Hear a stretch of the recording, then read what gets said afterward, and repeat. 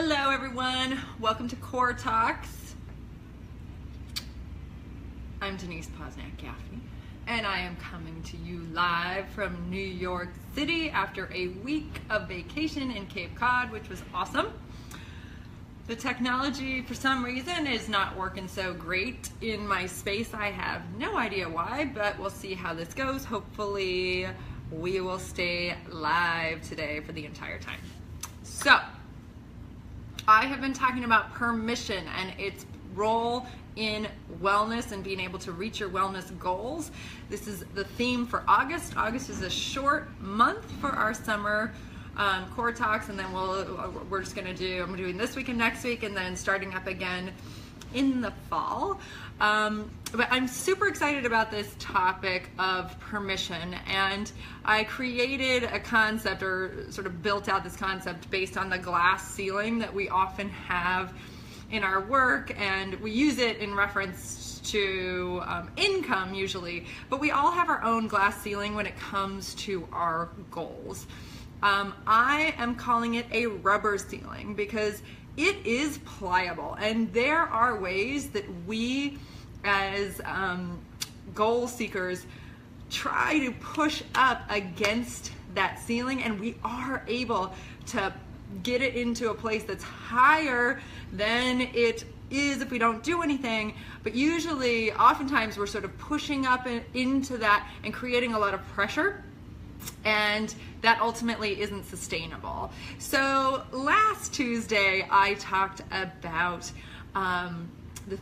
first of all, what this rubber ceiling is for you and your wellness goals. In that rubber ceiling lives your beliefs about how much you truly believe you can attain when it comes to wellness. So you might have a certain energy level you think you're always gonna have. You might have a certain weight you think you're always gonna be at or over.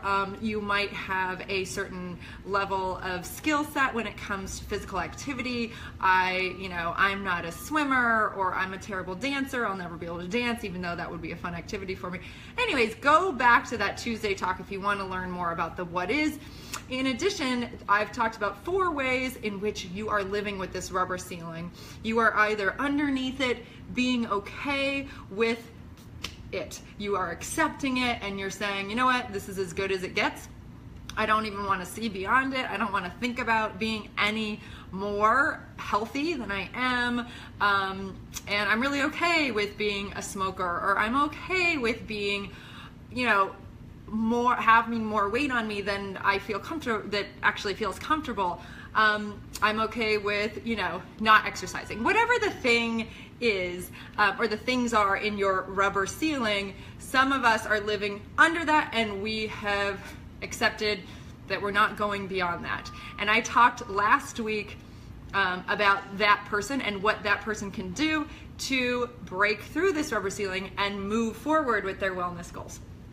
The second type of interaction we have with our rubber ceiling, and this might be you, is that we're always trying a new diet, a routine, an intense routine to keep us fit, and instead we haven't found the right thing. Hi, whoever's here. Let me see who's here. Swipe left. Oh, I can't see. Wait, hold on. Maybe I go this way. I don't know who's here, but hello. So the second way that we're living with that rubber ceiling is by, like I just mentioned a couple minutes ago, pushing straight up into it. We haven't really figured out the right formula for us, and we are working so hard. So if this is you, let's say you have a weight that you are not comfortable with, and you have to do so much work. You have to, diet constantly. You've chosen a diet that is so strict, or you've set up all these, you've tried all these different ways of getting past that rubber ceiling that you have, and you're pushing up, and it's just a constant fight. It's a constant struggle, and that's the second way some of us are engaging with this rubber ceiling, and that ends up being really exhausting, and we end up giving up. So I'm going to talk to that person and for that person next Tuesday. And today I'm going to focus on our third way that many of us are engaging with this rubber ceiling, and that is that we have figured out a way around it. We have figured out how to bypass it. We are definitely above it. We, what we used to think of ourselves, let's say, again, weight is just such an easy example, but let's say we used to fluctuate in our weight by 10, 15, 20, 30 pounds. We weren't consistent in our diets. We weren't consistent in our energy flow. We were, partying too much and always tapped out. And, we finally figured out the things that get us past that ceiling we had, and now we're living above it. And we have figured out that formula that is working for us. But if you are in this category, and I am actually going to admit right now that I am in this category, I'm going to talk about ways to get to the fourth category that we all want to be in. But we figured out how to be above this rubber ceiling, but we still believe in this rubber ceiling, and we have fear, a lot of fear, that we are going to go back under that ceiling, that we're going to go back to the way that we really are. Because when you've got this rubber ceiling, you believe that that is actually your normal. And everything else, if it's above it, is not reality. It's just temporary. And when you have that belief, you are in a state of anxiety about maintaining this new healthy place, so much so that you don't let yourself off the hook. And that's what we're talking about today.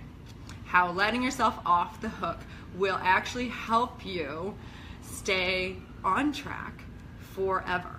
So I want to just briefly mention this fourth way of being with the rubber ceiling, and that way I'm going to talk about that next Tuesday as well, about how to attain that, and that's something I need to start working on a little bit more. But that fourth way of being with the rubber ceiling is by totally removing the rubber ceiling, recognizing that it is simply a belief that you have created. It is a limitation that you have put on yourself. And the way that we attain all of these ideas I'm going to give you, these helpful, healthy, conscious wellness, this wellness way of being, is by giving ourselves permission to have what we want, by giving ourselves permission to remove the rubber ceiling, to remove those beliefs, to say goodbye, they are not a part of our identity, and to be fully present with our human changing bodies, which again, next week I will be talking about how being human in your wellness plans, wellness goals is key to sustainability. So let's go back to our third way of being with the rubber ceiling, and this is for you if you are probably a perfectionist, probably type A. You maybe come from a place where maybe you were a kid who was really weak, and you really learned how to become super strong in your adult life, and you don't ever want to go back to that feeling of being weak. But ultimately you do identify with that, and you think that that's who you truly are. So you're so scared of that, you're running from that, and you have this crazy workout routine, and you go to CrossFit every day, and you cannot have body fat that's greater than 7% because you might become that kid again. Not the most healthy way to be.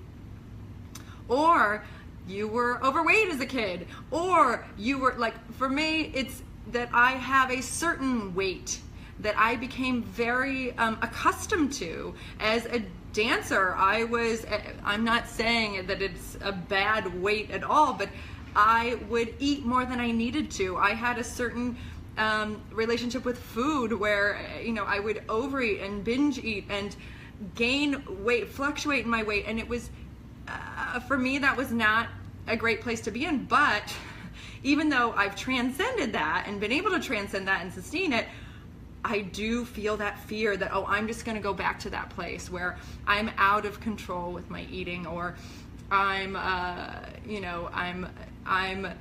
off, I'm not getting enough sleep and I'm tired all the time, or whatever it is, however that fills out for me. There's a lot of beliefs in that rubber ceiling. So let's talk about, let's move forward into this concept. So here you are above your rubber ceiling, but it still exists and you're still scared of going under it. And you're up here and you have a system that is working. It's great. I'm going to give an example of someone in my family who has really figured out a system for themselves. And their worries had to do with health issues. They're a little bit older.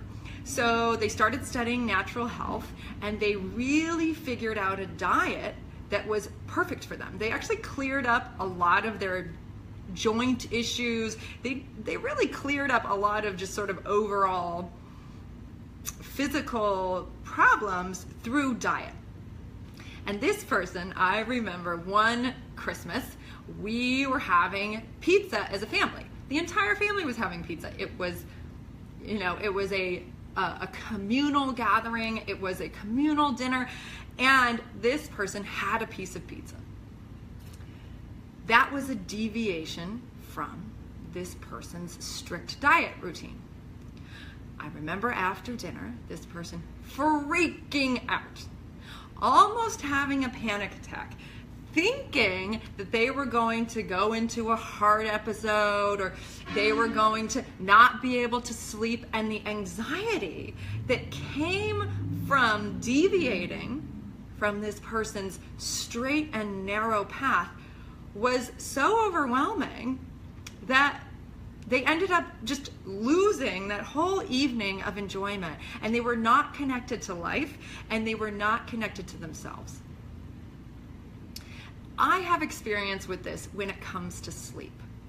I've figured out that sleep is key for me to be happy, for me to feel good in my body, for me to be nice to people, for me to want to do my work, for me to be motivated. Sleep is key, a certain amount of sleep. Now, as a new mother, life has thrown me a curveball, and that is that you don't get to sleep when you are a new mom, especially with a newborn. So the first 3 months is insane. I literally thought I was losing my mind because of the lack of sleep. Same thing, I have a 14-month-old now. She still wakes up at 5:45 in the morning. There are several nights that she wakes up in the middle of the night, and I don't have a choice but to interrupt my sleep. So I haven't had solid, good sleep in a long time. And if I stay in this place where I am, this is the third character, or the third way we're dealing with this, where I am so afraid that if I lose sleep, I'm going to lose it all, then I am creating anxiety about real life and real wellness that is actually doing the opposite thing. It is making my quality of life worse than if I were to let myself off the hook, give myself permission to not get as much sleep, approve of real life, which happens to us in ways we cannot control, and to be at peace with my physical state. That's wellness. So, what is this? What are the main principles here? If you are this person, there are 4 things that I want you to do to help yourself if you are this type of person who never lets yourself off the hook. The first thing that I want you to try to start doing in terms of permission is I want you to trust that you have learned how to be healthy, how to get healthy, how to stay healthy, and trust that you will come back to what is best for you, even if you let yourself off the hook tonight. You let yourself off the hook today. Maybe you're extremely tired. You've had a long night. You wake up and every day you have a 5-mile run that you do no matter what, up these hills, on this course, rain or shine, you do it. But that day, that wouldn't be good for you. Instead of being rigid and afraid of that rubber ceiling that you might go back under, it is vital that you trust yourself, you trust your core self, you trust that you're going to come back to your wellness plans, that you're going to create a beautiful, healthy life. And you decide in the moment, you're spontaneous, that you're going to give yourself permission to let yourself off the hook that morning, that you're going to stay in bed, that you're going to sleep late, that maybe instead of going on your 5-mile run, you're even going to go in the opposite direction. You're going to go get a massage. Hey, Meg. Nice to see you. So taking that rigid idea of what you need to do to stay healthy and allowing yourself to deviate requires trust. So trust is first. The second thing that I want you to be able to do and learn how to do and teach yourself how to do this, because this is very hard for us, those of us who have gone into that sort of rigid world of I have to do A, B, C, D, E, F, G to stay in this healthy place or else I'm going to revert back to how I was. The second thing that I want you to be able to do is, or the second thing you have to be able to do is to be okay with going back under that rubber ceiling. So again, I'm going to use the example of weight. So let's say you used to identify, it was like, okay, you were always 160 pounds or 170 pounds. That's where you stayed. You could never shed that extra weight, and that was extra weight for you. I mean, I'm not, everybody has a different body type, there's no number that is right for all of us. Miss you too, Meg. So let's say you are at that weight, it's 170, and then you have figured out a way to shed those extra pounds that you didn't want on your body. You felt heavy and you figured it out. And then, you went on a long vacation you had an eat, pray, love summer. Okay. So you decided, you know what?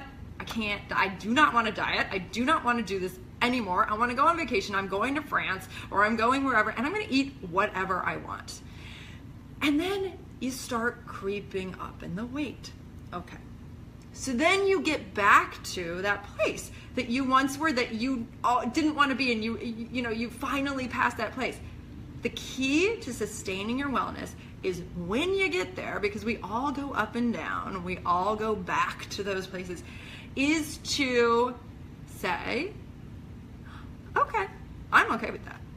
I am 100% okay with that, because, by the way, there actually isn't a rubber ceiling and there's no should for me. I'm here now and I'm okay with it, because I know that my new normal and the new place that I prefer to be is in this different place, and I'll get back there because I figured out how to get there in the first place.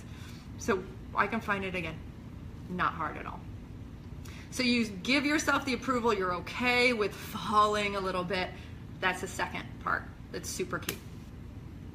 Within that part, the third thing to do is to then not make a big deal out of it. And not making a big deal out of it is deciding not to think about it. Once you get there, you've gone back, you feel heavy, you start obsessing about it, you start worrying about it. This is what I tend to do. I have a week without my sleep. I start thinking the worst thoughts. Oh, I'm gonna get sick. Oh, I'm gonna, everything's gonna fail. I'm not gonna get my work done. I'm gonna be behind again. And then, I'm just not gonna be successful because that's just how my life is. I always end up back here. That is, A, that's not being okay with being there, and B, that's obsessing about it. So for me and for you, if you get back to that place, your third step is to not make a big deal out of it. Tell yourself, hey, that's cool. You're here. You're tired. Okay. Next. if you've gone through those steps of trusting yourself, I trust that I'm gonna, get back on the horse, being okay with being in the place that you didn't want to be, being under your rubber ceiling again. C, once you're there, not making a big deal out of it, not letting yourself make a big deal out of it. Then D, the fourth thing you can do, and you will do, is just get back on the horse. So, example, this past week I was on vacation. I haven't taken a week-long vacation, I think since my honeymoon, so it's been like a couple years, 2 years. Take this week-long vacation, haven't taken it really with the baby either. So here we are on vacation, and I have been very, very, again, I've sort of figured out how to get above my rubber ceiling, and I'm living in a nice place. I've figured out a diet that's working for me. I really have a discipline with it. It gives me energy, and I figured out that drinking is not that great for me, so I don't do it that much. I figured out how to get as much sleep as possible, all of these things. Well, I went on vacation last week and I let myself off the hook.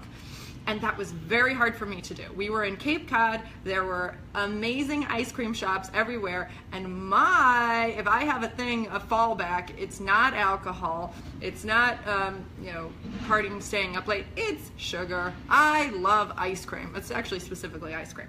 So here we are in Cape Cod. There is a different amazing ice cream place on every corner. So one of the ways I let myself off the hook last week was by saying, you know what, this is my week. I can have ice cream every day if I want. And I think I pretty much did. I don't think there was a day we didn't have ice cream. I also allowed myself to eat foods that I don't usually eat. And I just said, I'm gonna be okay with following my body, giving myself permission to have what I want while I'm here, because I know that I'm gonna just get back on the horse when I get home, and then I'll even out. It's not that big of a deal. And so I trusted myself. Now, within this week, I have to admit that I still exist with that rubber ceiling. I'm still afraid. So during the week, when I ate all of this extra food, or I wasn't sleeping as well, I started to get nervous, admittedly. And I had to work with myself on this, and I had to keep giving myself that permission. You're gonna be fine. Now that I'm back in the swing of things, I am really practicing that I'm okay with this. I am not gonna let anybody else's judgment come in. I'm also not gonna make a big deal out of it. It was fun, it happened, and you know what? I'm just back to eating healthy, and I love eating healthy. It feels so good, I want to. It's not even hard. So when you take the pressure off yourself, when you take out when you remove that sort of like, this is where I was, this rubber ceiling that you have for yourself, and you just start listening to your body in the present moment, your wellness goals are just going to naturally come out of you. I truly believe that you naturally want to feel good. You want to feel optimal in your system, and that you are finding ways to feel amazing in your body. And sometimes the ways we try to feel amazing in our bodies, actually a lot of times, actually they counteract the true feeling of amazing, right? So like, I want to feel amazing right now. I'm gonna go buy a pint of Ben & Jerry's, which is what I used to always do. It's so easy to do in New York City. You just go downstairs and there it is. And it feels great for a minute, but then ultimately it doesn't. So next week, I'm actually going to talk about the person who's, again, pushing straight up into that rubber ceiling, creating all the pressure, and the way to find your way around it and find ways that work for you, that don't feel like so much pressure. But again, going back to this thought of natural wellness, when you are in connection with your body, you trust your body, you have experienced awesome, amazing wellness, you can trust that you will naturally go back there, and you can give yourself permission to do what your body wants to do, because again, you are trusting it, you are with it instead of working against it. So I'm going to finish there. So yeah, I guess the main takeaway, today's personality type that I'm focusing on, again, is that person, if it's you, you have surpassed your rubber ceiling, you've set up crazy rules to be there, and you're not willing to deviate. It really scares you to deviate. And it's okay to deviate. It's okay. The takeaway is it's okay. You can trust yourself to do that. Give yourself permission, and you will actually end up being able to come right back to what you love. Because if you don't give yourself permission and you obsess about it, you'll keep that pattern that you didn't like. You'll invite that in even more. So you can do this. It's a very, it takes work, but you can do it. So next week, I'm going to focus again on 2 things. The person who is struggling so hard and can't seem to bust up through that rubber ceiling, and what you can do. And then in regards to permission. And the other thing I'm going to talk about is that removal.